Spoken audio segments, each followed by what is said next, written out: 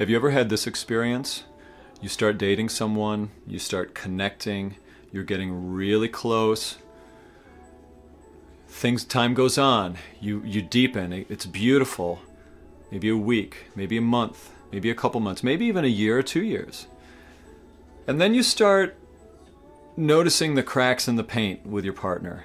You start seeing their flaws more and more. Little things start driving you nuts about them. You start feeling this restless energy. You start having doubtful thoughts about your relationship. And then eventually that doubt becomes so strong that you listen to it and believe, I need to get out of this relationship. And then you break up and you go into another relationship. And then you have the same thing. And it's beautiful and it's great and it's amazing. And then you notice the cracks in the paint. You leave and you're in this loop, this cycle. Does that sound familiar? Has that ever happened to you? I know it's happened to me. I was on a coaching call the other day and I was talking with someone who was in the middle of this experience, and we didn't get a chance to fully finish what we were talking about, and I thought, man, this is a great way for me to do, a great chance for me to unpack how I talk about this topic and for me to learn how to express it and to put out some ideas that might be of service to you guys if you feel like you're stuck in this situation. And here's what came to me, was there 3 things to think about to help you step out of this serial dating. Number 1 is you need to learn what egoic dating is and why that's not working. Number 2, you need to learn how to release your blocks to giving and receiving love. A lot of us have a hard time with that. Number 3, you need to get the right dating checklist. So those 3 things. These are the 3 big things to help you break out of this loop, okay? So let me break down number 1 a little bit more, how to learn to step out of egoic dating. Learning to step out of egoic dating means you have to understand what egoic dating is first. Let me explain what I mean by egoic dating. You know, so in the everyday world, sometimes people use the word ego to be, oh, he has a big ego, and that just means you have or she has a big ego, whatever, have this confidence, this extra confidence. And or overconfident might be if someone has a big ego. I'm not talking about ego in that way. I'm talking about ego in the way that like Eckhart Tolle would talk about ego, or A Course in Miracles would talk about ego. It's this idea of there is some energy inside of us that is continually looking to find happiness in these temporary places. Our ego is constantly trying to be happy somewhere where it can't find happiness. Oh, if I get this job, then I'll be happy. If I get this car, then I'll be happy. If I'm with this partner, then I'll be happy. If I have somebody, then I'll be happy. There's this constant seek where you will not find happiness energy inside of us. That's what when I say egoic dating, I mean that. It's this energy that would make me dismantle a beautiful, supportive relationship, which I've done. I'll give a little quick story about this. When I was married for 14 years, came out of that marriage, and as I started to date, I really had this. I had this checklist because I realized, wow, I can date, and I didn't realize there were so many options, and apps made it so easy, and I just went crazy. And so I had this insane checklist that I was dating with. And long story short, I kept doing the dating, kept doing the cycle, and then I met my partner that I'm with now. And I was, even though when I connected with her, I was like, whoa, we're connecting on a cosmic level. Like, we're connecting so deep, and this person is lighting me up, and I'm lighting her up, and we're expanding and growing at an exponential rate.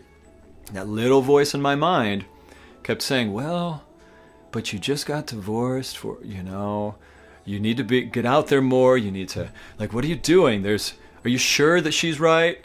And so I would start focusing on anything that bugged me I could think about. It wouldn't matter, it would change. It would be like, oh, that bothers me about her, this. Or I was trying to, like, my mind was trying to create all of these reasons to get out of Dodge. And so guess what I did? I got out of Dodge. I went and I started to date someone else. And I had this rush of energy. It was so beautiful. And it was such a great feeling in the beginning. Then I started noticing the cracks in the paint. And it was in that moment that I really became aware, oh my God, this is a pattern. I'll never stop this pattern. If I was going to leave Jessie, if I was going to leave my partner that was lighting me up, that's like we're both our spiritual teachers and lovers, and I get a little choked up just thinking about that. If I were to leave her to go on this checklist game again of trying to, have a high, see that there are problems, break up, move on.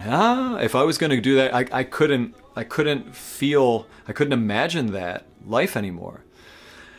And literally, God, universe, intuitive guidance, like brought us back together, and here we are, we're thriving. And so I stepped out of egoic dating by realizing the pattern I was in, and then accepting taking that checklist, this, all of these, whatever these things are that I was focusing on, thinking I needed, I took those things off the table and I created a new checklist.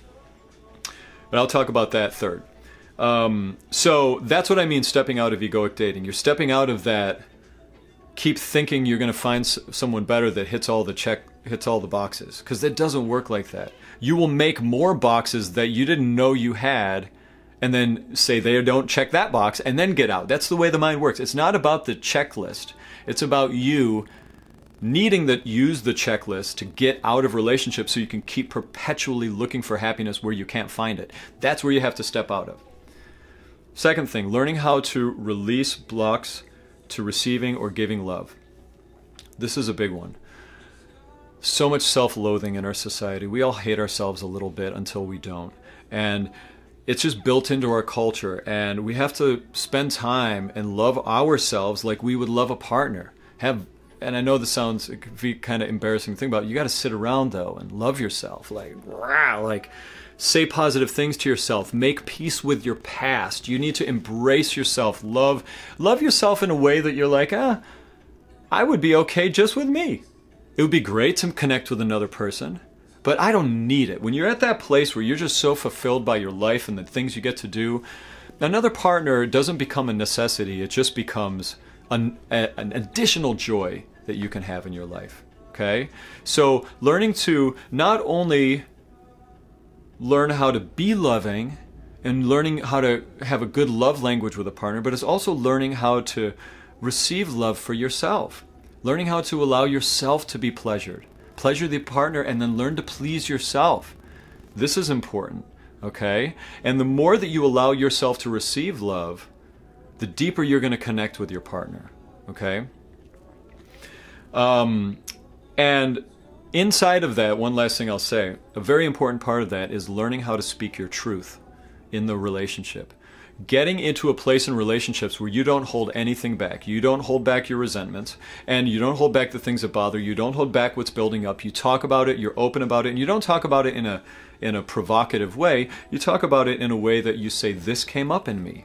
That's one great way to release blocks to love, is you call them out by being truthful, okay? Third thing, get the right dating checklist. What do we mean by the right, what do I mean? What's we? What do I mean by the right dating checklist? I'm talking about look for a partner based on the right things, not are they tall enough? Do they have the right amount of facial hair? The way they dress, not to say that we don't want to date partners that we're not attracted to, because that defeats the purpose of it. Intimacy is a big part. So what we want though is to allow some of the things on our checklist to soften a bit in opening to the top part, which is to deeply connect on an intuitive, spiritual level with someone else for the purpose of waking up, for the purpose of stepping into the highest vibrating version of yourself, for the purpose of stepping into the true awareness that you are. Connect with someone to light yourselves up and grow and spread love. That's the greatest thing. You want to connect with someone that you can teach the world how to love with. That's what it's all about. When you find that, hope that helps. Have a beautiful day. You'll find love.